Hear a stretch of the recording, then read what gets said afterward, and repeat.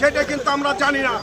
আমরা বলতে চাই আজকে এই মহাসমাবেশের মধ্য দিয়ে আমরা সামান্যভাবে বুঝিয়ে দিতে চাইছি যে শিবচর উপজেলা বিএনপি কতটা শক্তিশালী।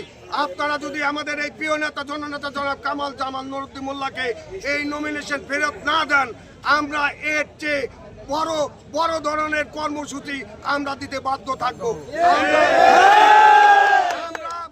ওরা তো 15 মিনিট রাস্তা অবরোধ করেছে, আমরা মাসকে মাস ওই হাইওয়ে ভাঙ্গা হাইওয়ে আমরা কিন্তু অবরোধ করব ইনশাআল্লাহ। এই সমাবেশের মধ্যে দিয়ে আমাদের আন্দোলনের কর্মসূচি শুরু হয়েছে।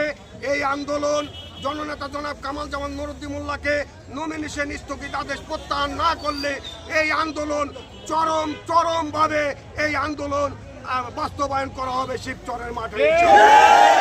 সকলকে